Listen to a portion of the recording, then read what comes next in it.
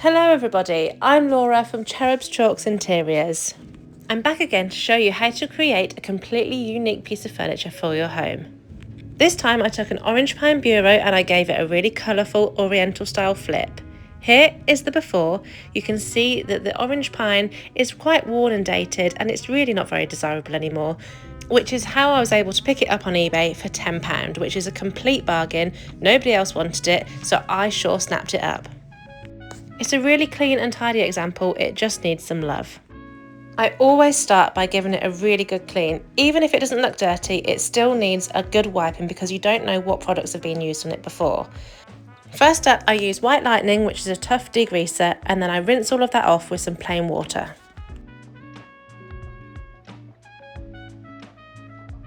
I'm then going to give it all a scuff sand to create a key for the paint to adhere to. I use my electric sander because it's quicker, but you can just do this by hand. Now, because it's knotty pine, these knots will bleed through the paintwork if you don't seal them.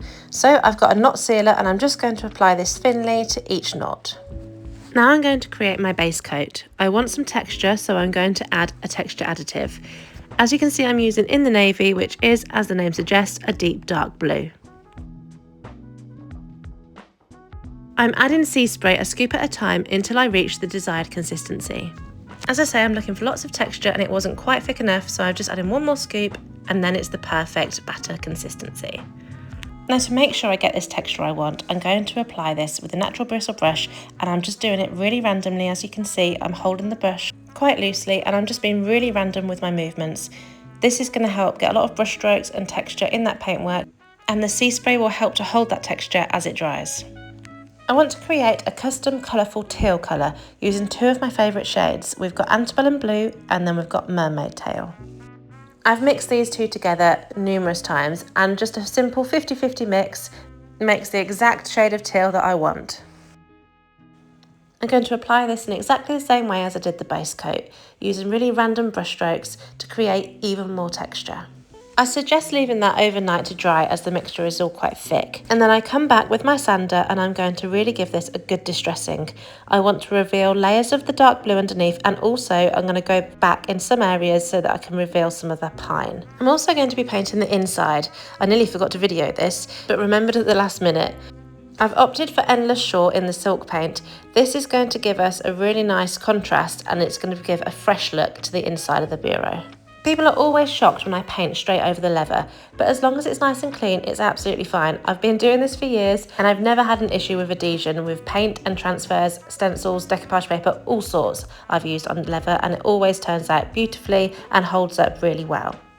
Now it's time to add some details. This is the Silver Wings decor transfer from Redesign with Prima, and this is where I'm going to add that oriental vibe.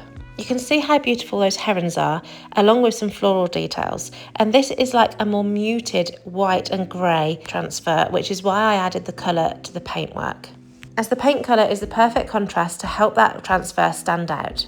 So we're simply going to remove the white backing sheet from the transfer and then position it into your desired area. Just press it down slightly with your fingers and then grab your wooden burnishing tool that comes with the transfer, and then you can proceed to burnish that on. This is simply just rubbing the wooden tool over the transfer and just helping that to stick to the paintwork. As you work, you can start to peel away the clear transfer sheet. As you go, you'll feel some areas where the transfer hasn't adhered yet and it's still stuck to the transfer sheet. So then those areas you just need to focus on pressing a little firmer until the transfer has released. Some transfers are just naturally harder to release than others. And a little tip that I've found helps to release these quicker is just to grab a hairdryer or a heat gun on a low setting and just make sure you hold it quite far away and just blow some warm air onto the transfer. This will help that glue to soften up and release. Now I'm just going to work on building up that transfer design. These transfers are so good because you can cut them into separate sections depending on your furniture piece and the size, and then you can create something completely unique every time, so you can use the transfer again and again and always achieve a different look if you wish. The final stage is to seal all of the paint and the transfer in for protection. So I've got a flat clear coat and I'm just going to apply this all over really smoothly with my synthetic brush.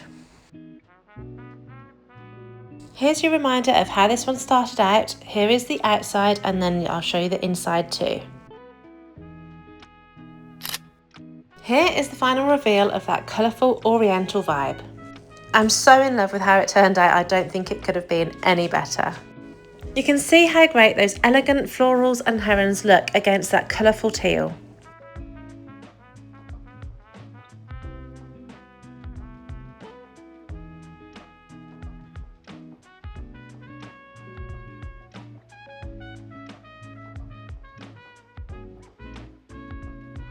Here's a little look at the inside. I love how fresh and clean it looks in contrast with the outside.